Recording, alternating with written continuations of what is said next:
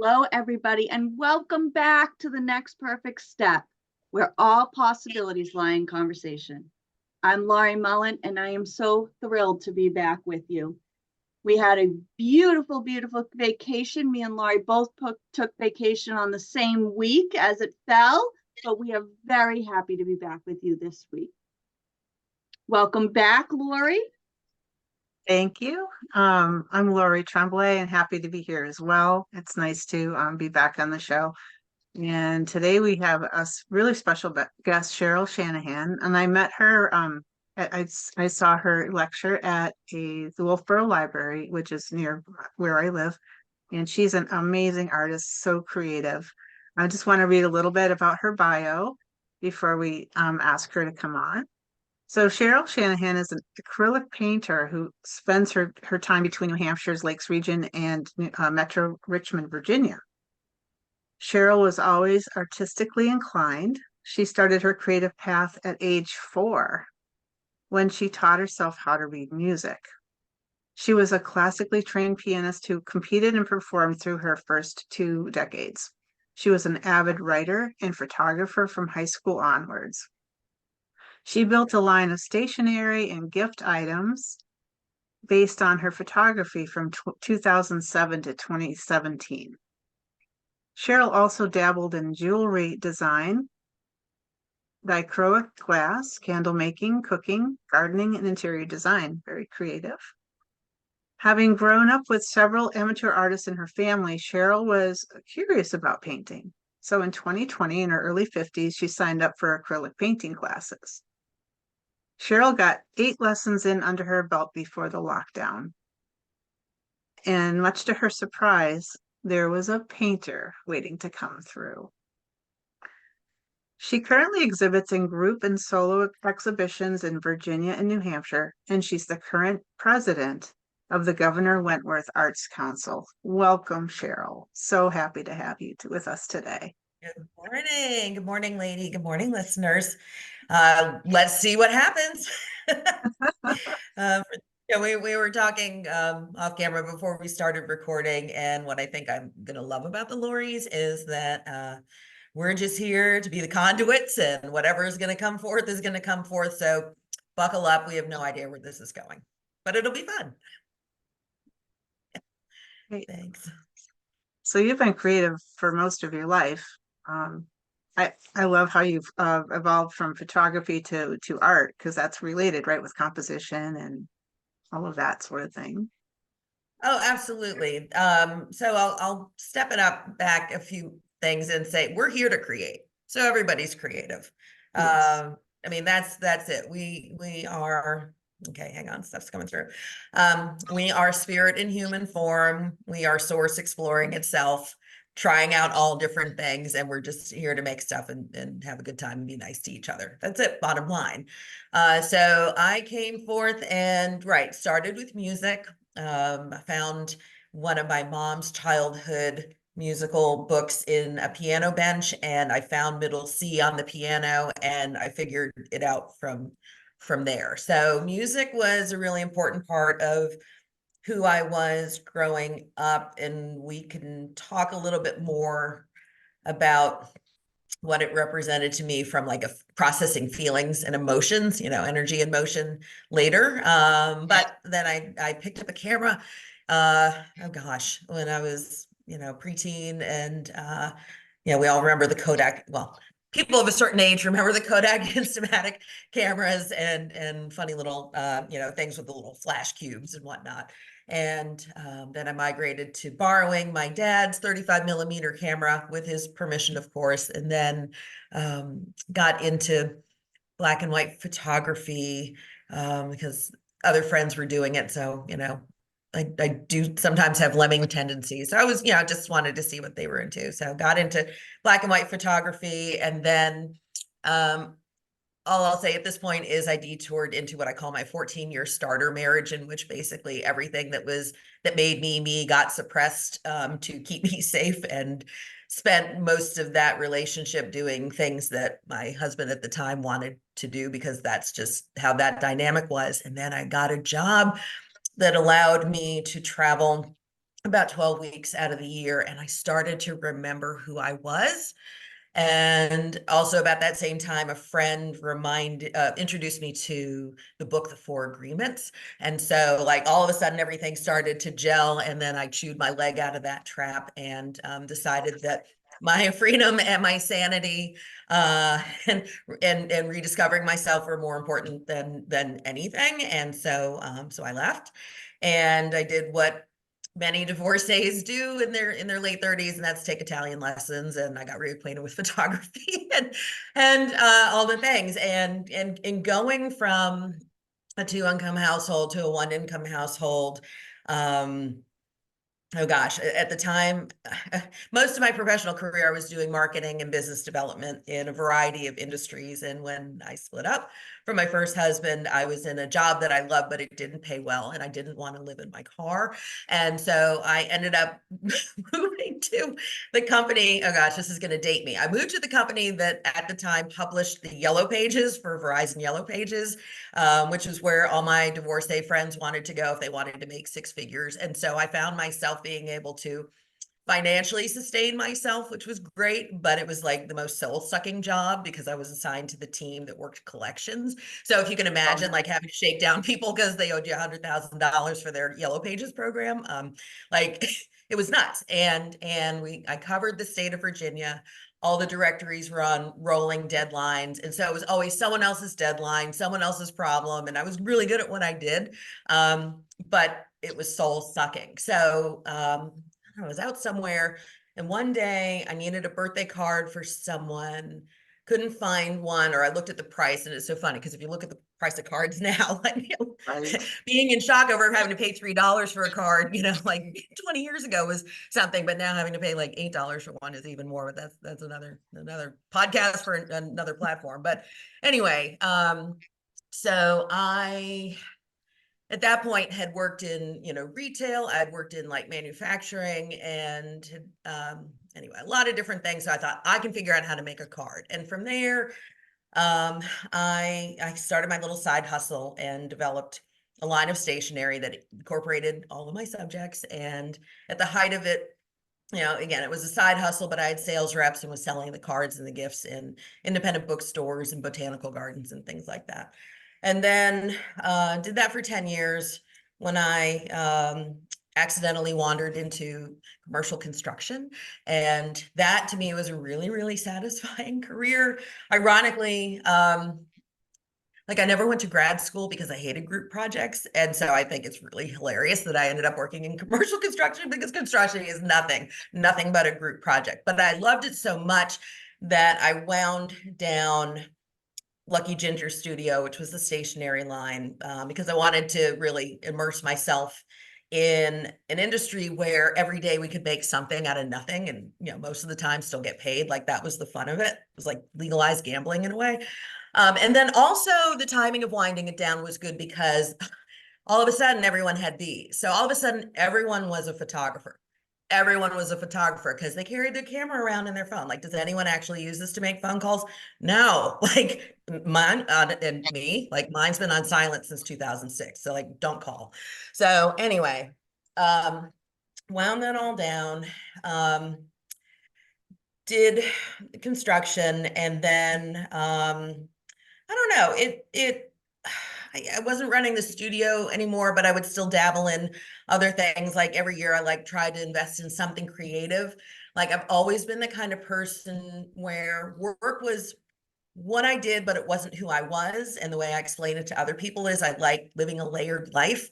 So yes, I liked demanding high paying jobs, but I always liked doing something for me because I knew that someday I'd be able to push back from the table and retire. And I just didn't want to be one of those, not that there's anything wrong with it, because my husband's one of those people who retired and is not now figuring it out. But anyway, so it's not wrong. We're all on different paths. All the paths are good. So anyway,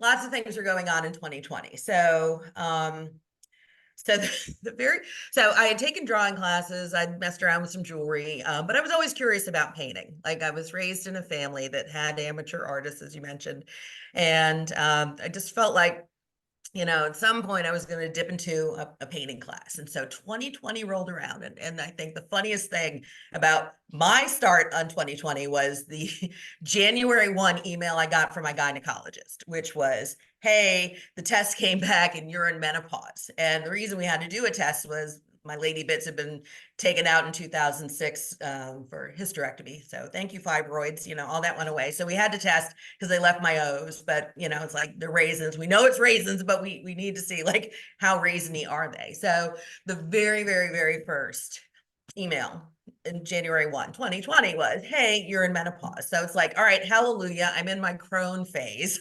What, that Brene Brown quote, when midlife is shaking you by the shoulders. I'm going to totally paraphrase it, but basically it's like a wake up call, which I think is kind of funny because from a quantum physics perspective, I think time as we know it, chronological time is like totally like a human construct. And the only point that is present is now. And that's important for painting in a second, but just hold that thought. But here we are, traveling through the universe, and in these meat suits, and we see visual cues that, hey, we're getting older and we're going to shed this mortal coil at some point. So it was a wake up call for me. It's like, well, I'm a lady of a certain age. Maybe it's time to find a painting class. So I found, so just laid in bed, Googled, found a woman near me who offered painting classes. She could have just as well offered oil or watercolor, but it just so happened she offered acrylic, and contacted her and found out she had one opening in the class left. So I signed up and happened to get 8 lessons in before lockdown. And there was a painter that was eager to come forth. And let me tell you, it was probably the best thing for me. And it saved my sanity in a number of ways. So back to your point, Lori T. Yes. So the overlay or the crossover between painting and photography is there are 3 things that they share. It's composition, it's value, and it's color. So already out of the gate, I was familiar with those concepts, which is probably why I got such a fast start. And then I generally paint from reference photos. Well, I've been doing photography since I was, a teenager. So I had a huge archive of reference photos to work from. So I at least kind of had a starting point. And what's funny is like I found like a card, like florals, botanicals did well for me. It's a card that I couldn't sell for $350 back in the day, all of a sudden, because I was hand painting it, and I guess maybe because it was unique and one of a kind, or maybe there's some of my energy residue in it. I don't know what it is, but all of a sudden people were willing to pay hundreds to thousands of dollars for paintings of the exact same thing I'd taken photos like years ago. So anyway, not here to question that. So painting during the pandemic. So I'll say a couple things about this. So first of all, I am a lifelong struggler with anxiety and gerbil wheeling and all of those things, which I think is kind of a thing right now for a lot of people for a lot of different reasons. And what I really liked about painting was it wasn't an activity that was dependent on screen time. And because I had to really concentrate, it allowed me to be very present, which I think is very important. And then the parallel to it and me starting the stationery company when I was working for the Yellow Pages is it allowed me to have control over part of my life in the bigger scenario in which many things were out of my control. And as a control freak, like that was really, really great. So if we overlay me, and we were building a house at the time. So if you can imagine me and my husband in a rental apartment with a young family of 4 and 2 young children pile driving each other over the room I was painting in, like for the first part of lockdown. Boys have so much energy. Anyway, so I'm there like trying to paint and not lose my mind because of all the things going on. Because of the industry I was in at the time, it was construction. So most of my professional peers, architects, real estate brokers, interior designers, they're visually oriented, and if we think back to where we were in March and April of 2020, we were all locked in at home. We were all staring at our walls. And because I started this portion of my art journey in my 50s, and most of my peers were in their 50s or 60s or early 70s and successfully, professional in their own right, they had money. So they're staring at walls, they got money to burn and nowhere to go. And then that's how the commission requests started coming in. People Nice. wanted to put some art on their wall. So that's just my villain origin story and kind of how I got here. And and then, all right, so 2020. I'll say this, we all had a different pandemic. So if you were a single mom and you had young children, you had a very different pandemic than my husband and me, who are childless by choice. And then we had a very different pandemic than my mother. Like, we were in Virginia, she was up here in New Hampshire with myriad health problems, and the TV said stay home, and she was autoimmune compromised. So she did.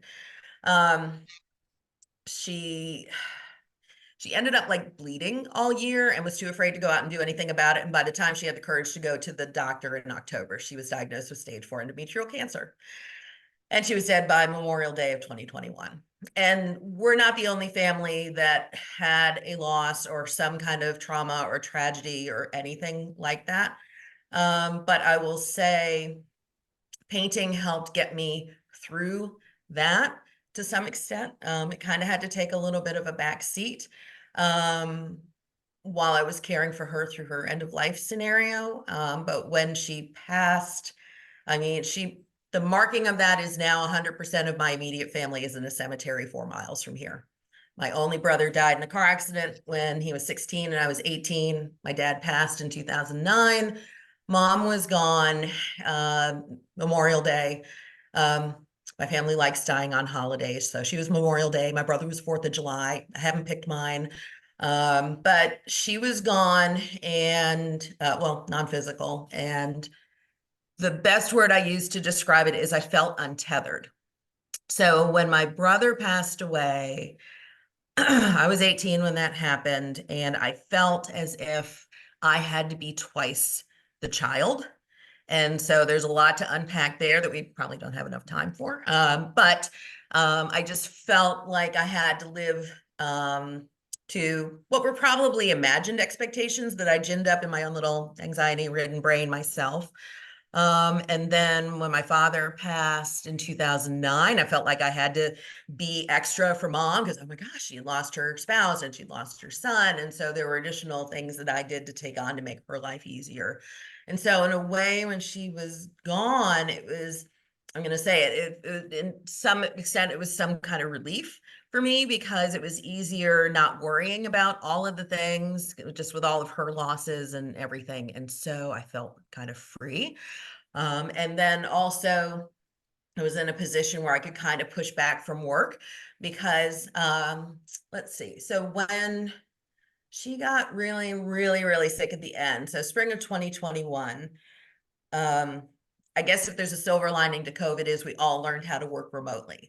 And so I worked it out so I could come up here and work my business development magic from New Hampshire to help her with all the end of life stuff. And coincidentally and sadly, my boss buried his father within a day of my mother. So we were all in it at the same time. And because I was the last one standing, which I knew like intuitively from a young age, always knew I would be the one bringing up the rear for this soul group. Like, I'm going to be here, but everyone's on the other side and like, I'll catch you later. And so I was able to stay up here, which was nice, and start settling her business. And then I went back fall of 2022. And if you think about fall of she died in 21. So 21. So fall of 21, I went back.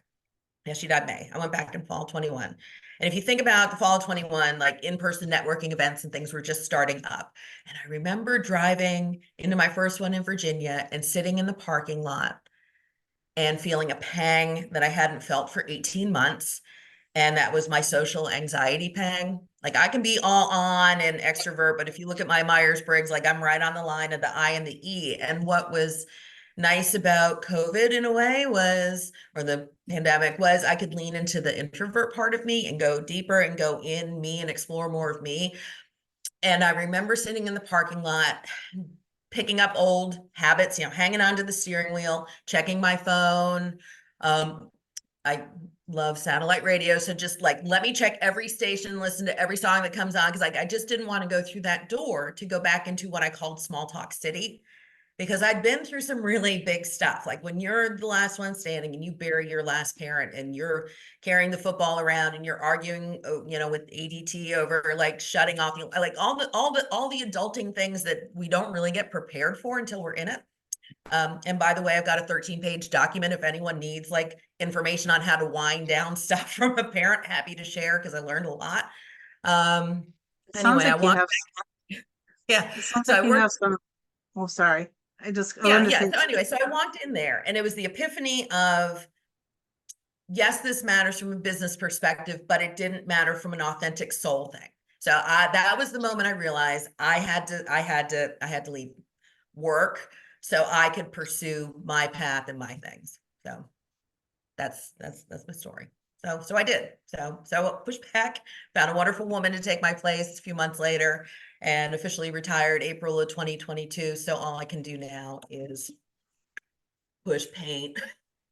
oh, Yeah, beautiful. yeah. So thank you. The Yeah, floor is sorry, I was just gonna say, it sounds like you found some coping skills like internally.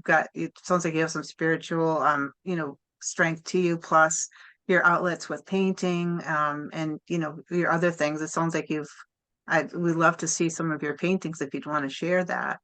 Yes. Okay. So never let technology get in the way of a good demonstration. We're going to hit share screen and we're going to go here.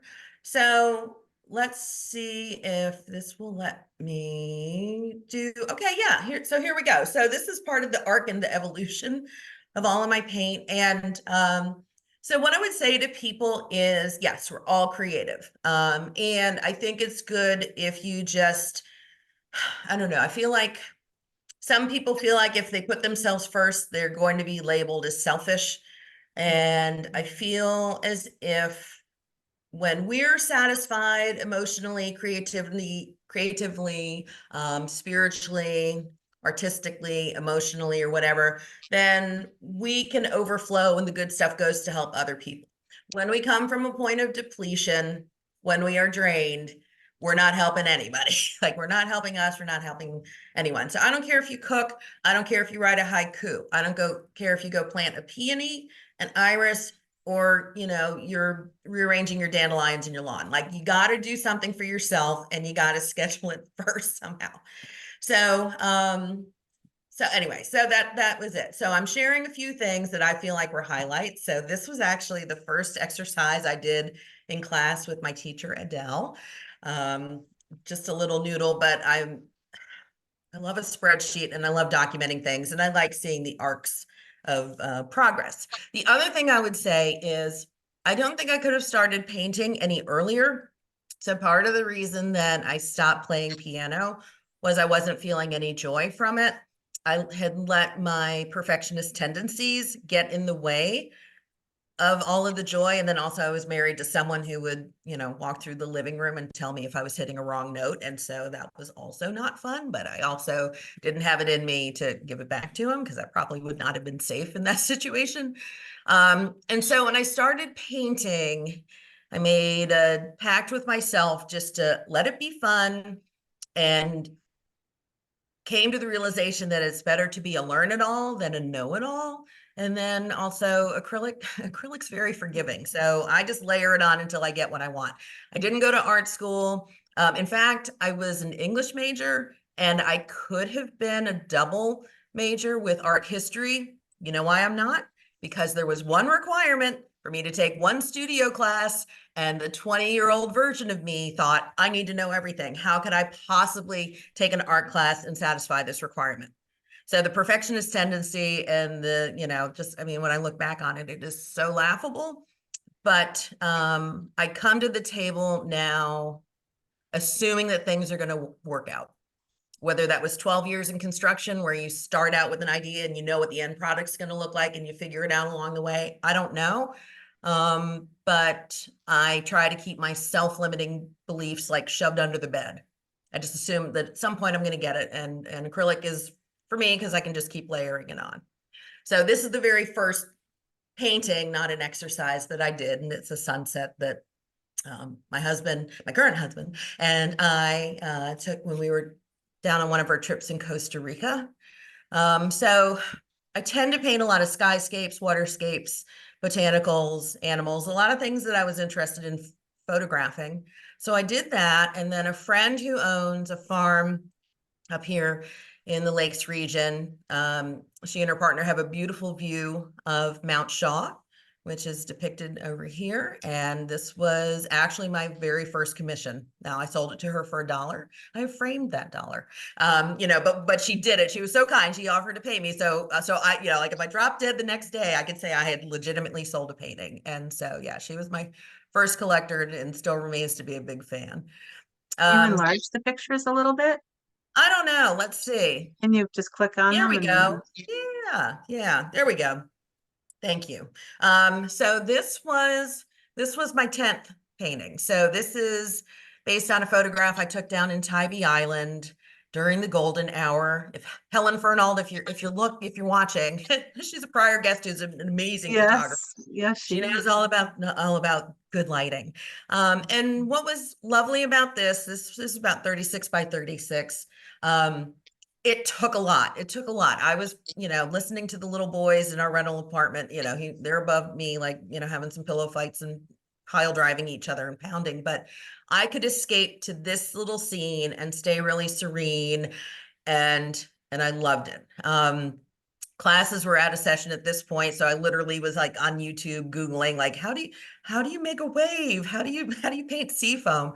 So much like the piano, while I did have teachers, I've always been the kind of person, like, if I don't know, I'll find out, which is probably why I did okay in the construction industry. Also grew up with a girlfriend, like we would come home and look at encyclopedias, we'd read an article, and we were the kind of girls who would read all the way to the bottom and go to the C also, and we'd look stuff up. So I've been a lifelong researcher, and if I don't know, like, I'll find out, I'll figure it out. This is Gary the lobster. So every now and then information will come.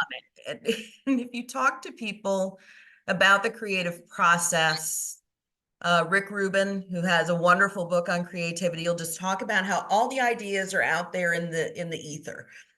Things want to come forward. Or if you read anything about Taylor Swift and how she creates, I think she's got a piano in her bedroom and she uses her phone a lot to record lyrics or thoughts or little snippets of songs or things. So all of this is out there. I feel my role as the artist is to get it out and onto the canvas, to be the conduit. So I literally woke up one morning and the message was, okay, you're going to paint a lobster and here are the 6 colors you're going to use. And Gary came forth. So this was another departure to me, and it ties into how I'm painting right now, because again, I don't come from a strong drawing background at all. In fact, I always say I'm a better painter than I am a drawer. And for that matter, I'm also a better painter than I am a golfer. But anyway, Gary came forth with a very limited palette. And what I like about him is it's all the different subtle nuances there, but we can still figure out Gary's a lobster. So that was a win in my book. This is the view we have from our dock. We're on a portion of Lake Winnipesaukee. So this is a motif that comes around a lot, but this has a lot of things that I love about it. For you color geeks, I'm all about the analogous palette. So if you think about your color wheel, blue and yellow make green. They touch each other on the color wheel. It's very calm. It's very soothing. A lot of serenity. I love a cloud. Was always a huge fan of John Constable, an English painter who painted a lot of skyscapes. Love water, love refraction. Can't even talk. The water, I'm a Scorpio, so to be able to be this close to water all the time as a water sign is just like, it's everything for me. But this was, I call it Winter Harbor during the golden hour, where those trees in the background are pine trees and we know that they're green, but when the light hits them just right, Helen Fernald will tell you everything looks yellow and it's like it's on fire and it's gorgeous. Can you make them a little bigger, Cheryl? I don't think that I can. I think that's as big. I think that's as big as it goes. Yeah, it's maxed out on my end. for the Governor Wentworth Arts Council. You know, sometimes I'll paint on, like this is a leaf cutout. I call it Wings Over Winnipesaukee. We've got the sunflower here. So this was another based on a photo I'd taken, but at this point was dipping into another workshop or an online woman I found who published a book on color relativity. So it was just trying different techniques. So as we go through these, like I'm always trying to break down some of what I do because I don't know what I don't know. I wasn't classically trained in any of the fundamentals. Beautiful. Yeah. Wanted to get better at value. So spent 6 months last year doing nothing but painting in black and white. Our brains need to see where the darks and the highlights are in order to process form and as a representational painter. So someone like at the end of the day, I want you to look at that and something and say, hey, that's a flower or a lobster or whatever. There you go. Wanted to learn how to paint straight lines. So I built a whole collection over architectural things just to force myself how to do that. And this is interesting too. So this is the bell tower of University of Richmond, my alma mater. It's something that I started May of last year and just got frustrated and abandoned it until January of last year when I had to finish it for it to go in an exhibition. So for me, painting is very foundational. So whatever I'm working on now makes me more qualified and more prepared to make something else down the road. Like I just don't know how it's going to impact it. So in between me stopping May of last year and this past January, I'd completed 70 other paintings. I got home and I finished this in like 15 minutes. So that's the other lesson. So like, just because you can't do it like right at the moment doesn't mean that you're never going to be able to do it. Sometimes you've got to let other things fall in place before you can see what needs to get done. So there's probably some life lesson in there. And I did all that so I could get back to doing better color. So here's a painting of a detail of a Chris Craft. My husband and I were on a boathouse tour a number of years ago, and I've grown up on Lake Winnipesaukee, and I've never been scared to be on the water until this day in this boat. I thought we were going to drown. But anyway, so it captures some of the wind in the spray that we were feeling and experiencing as we were heading out to the Broads, and I'm just glad that I lived to tell the story. Same thing, same day. The boat's not quite as wet yet, but you can get the angle of the tilt. Here's the Millie Bee leaving from the town docks. This will be on exhibit in the New Hampshire Boat Museum in Moultonborough, July of this year in their new facility. And then I did a workshop in Maine last year. Love learning from a lot of different people. I'm such an eat the meat and throw away the bones kind of person. So I'll just drop into workshops or online classes. And I wanted to, again, in the spirit of like not having to be the best drawer in the world, what can I do with values in paint to simplify the process, to speed things up? And if you live in the Wolfboro area and you know Roberts Cove Road, when you come down this road here, you see Rattlesnake emerging, and it's beautiful. The island, for people who don't know, Rattlesnake Island, not an actual snake. And then what I love about this cloud formation is, ironically, it almost looks like the outline of Lake Winnipesaukee. So I think that's the universe saying, ha, we're funny. That's nice. Knight's Pond with a friend's dog, and then still deconstructing. I mean, who knows? Maybe someday I'm just going to end up like totally abstracting anything. I don't really know. Colors are beautiful. Oh, isn't that great? The cow. This is Moscato. So if you ever need to go cow cuddling, Granite Oak Farm down near Keene, New Hampshire offers it. And this was one of their steers you can't cuddle him, but he was outside tasting snowflakes and tracked down the owner, and they let me paint his portrait. And then I wanted to get better at painting from life, because generally I paint from reference photos, and there's no right or wrong, although some people will tell you there is, and they're incorrect. And so I started doing a series of still lifes as part of an online challenge run by Strata Easel in January. And I'm sharing this because this was my very first still life out of the box. Again, no judgment. My goal was to be better by the end of the month. So here was day 1. Here was day 9. This was like day 21, day 28. And by the end of the month, we were there. So I think I can see an arc you know? And so the lesson from this is, again, just because you don't get it right out of the gate, don't assume that you're never, ever, ever going to get it. It takes practice, it takes repetition, and you just got to keep going. And then this year, I wanted to get faster and looser with my paint. And so I found another online class from a painter whose name is Allie Kay, and she teaches what she calls her fresh paint technique online. And it's a wonderful online course with painters of all ages and abilities. A couple times a year, she'll open it up for new people to join in. Highly, highly recommend it if you want to, you know, explore acrylic painting. And I love her technique. So I've applied it here to a friend's dearly departed dog. This was Callahan. And then, you know, Gary needed a friend. So this is a crab, as we can see. And then my art studio, so Art by Cheryl Shanahan, just celebrated its second official anniversary here. So I send out little cards and things to my collectors every year to commemorate the moment. Because without them, I'm nothing, and art supplies aren't free. So I'm grateful for each and every purchase. Thank you. Keep them coming.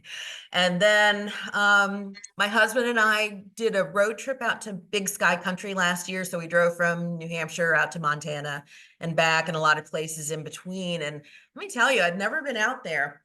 And we East Coasters really don't understand how big the sky can look when you don't have a bunch of little like East Coast mountains and lumps and things like that in the way. So this is a 12 by 12 acrylic on board, and this went to a new collector in Canada. So I can officially say I'm an internationally collected artist. So for what that's worth. And then some botanicals that I just finished. We're in peony season here. And I just love these. And then just final one here that I'll share, just a little kayak that I did. And it's funny, I painted that a few years ago. It's a large 36 by 36 inch canvas. And I wanted to see if I could apply my new technique I learned from Allie on a smaller one. And I did. So anyway, I'm just down here, just a girl in the world, having fun, pushing paint, staying off the street, trying to be friendly. That's it. That's it. I love it. And I love the story of your journey. I mean, I think it's really important for people to hear other people's stories and journeys, because it's so true what you said. I mean, I think we start life off as we're little and we start metamorphosing into what others want us to be, right? We try to be something for our parents. We try to be something other for our friends, for our teachers, for significant others, and we metamorphose into somebody else. And our journey truly is our journey. At some point in your life, you stop wanting to be somebody else and discover who you truly are. And I think that comes in steps, right? I envision the picture of being on the bank of like a brook or a river, and there's stepping stones all across, and the other side is you, the real you, right? Who you're trying to get to. And those steps are joy, right? And I think that we get stuck sometimes in thinking that when something brings us joy, it's always supposed to bring us joy. And we constantly try to go back to that, to find that feeling of joy we had. And we don't realize that it's supposed to change. Joy changes. And your journey was you just kept taking the steps and making change. And we've become so afraid of changing. And yet that's where our joy is. When we take the leap and try something new, instead of going back and trying to fit this round peg into a square hole, or whatever the saying's supposed to be. I know I probably should make that up, but yeah, I just thank you. I just want everyone to really understand the significance of what you shared in your journey, that you know, to follow that joy, and change is okay. You went from pictures to painting to, you just kept going, you know, and you tried something, and like you said, you got into a company that really didn't feel good and didn't work, and you changed it to something else that worked for you. And I just want to thank you so much for sharing that with us. Absolutely. Yeah. Yeah, there was another job that I had. I had worked for a company that was a very large commercial construction networking company. That's where I went after Yellow Pages, and they hired me oh gosh, I fell into construction in 2010, the Great Recession. People weren't waving, they were drowning. And I remember the man who hired me said, now people are going to be very angry and they don't have any money. And it's like, you're going to have to try harder. Like I'm working for the Yellow Pages and I'm dealing with like people who are already in collections. Like you're going to have to try harder if you want to scare me from this job. And so when I started there, most of my clients were people who perform the trades, plumbers, HVAC, roofers, whatnot. And our job was to help connect them with the right project at the right time, because you complete one house, you complete building a mall or a dentist office, then you have to find the next one. So it's very much kill it and grill it, and you need to know what's going on and you need to be found by people who are looking for qualified people. And at the end of the day, many people who are in the trades are good at their trade, but not necessarily good at marketing themselves. And that's where we help them. And I did that for a number of years. And then a new position within the company came open.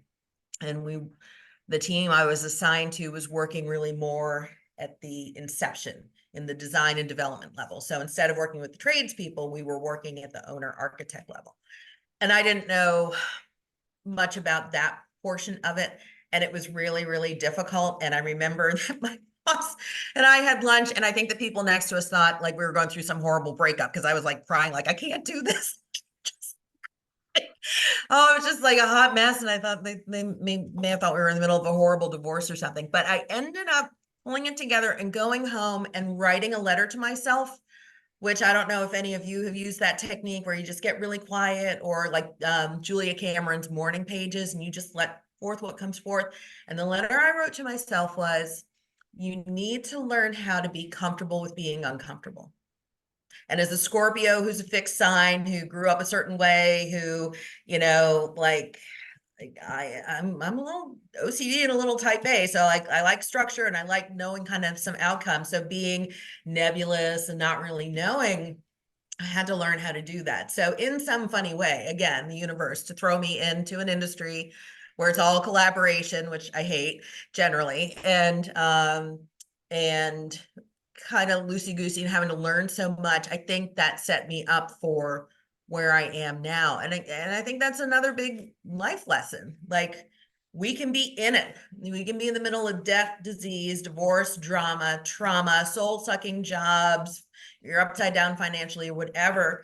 But there's always an opportunity to learn something, and it sets you up to succeed in something else later, whether that's, a career change or some kind of passion project or relationship or whatever. And it's really like, you've got to have some kind of distance, like when you're in it, like you're just like trying to survive, like you're fighting for your life, but maybe you're 10, 15, 20 years down the road and you can look back and then you're like, oh my gosh, I had to go through all of these things to be able to perform or paint or express myself the way that I did. The other thing I would say about the painting real quickly is I'm adopted, and I was raised by people who came from families and backgrounds where talking about feelings and things weren't really, that wasn't done. And it's not that I wasn't loved, because I was, but like when my brother died, we just kind of tamped it down. We just didn't talk about it.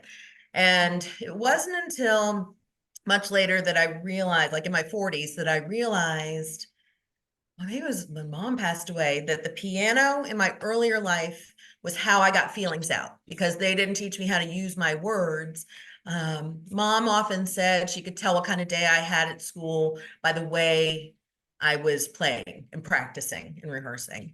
And then painting now is kind of that for me too. It's a way through color or an aggressive brush stroke or a soft brush stroke that things kind of come through and a little essence of me is left behind. So I don't know, I'm still figuring it all out, but it's just another way just to kind of, I don't know, just sort through, the lived human experience, this. Why did we come forth right now? I don't know, but this is helping me get through it. That's awesome. Yeah. I play the piano too, so I know exactly what you're talking about. And that's what I did when I was a child too, just express my feelings. But we want to know where our listeners can get in touch with you and your work, because I know So Yeah, thank you. So CherylShanahan.com is my website, and Art by Cheryl Shanahan on Instagram. Those are probably the two best places to track me down. The third would be LinkedIn. I'm on there at Cheryl Shanahan. For all the artists out there who never consider LinkedIn, well, if you want to sell your art, your avatar of your ideal client should be someone who has money, and those people have jobs, and those people are on LinkedIn. So don't overlook LinkedIn as part of your marketing arrow. So yeah, LinkedIn, Cheryl Shanahan, CherylShanahan.com, Art by Cheryl Shanahan on Instagram. We'll So put that in the link below. And thank you Lori, so do you much. have anything to add?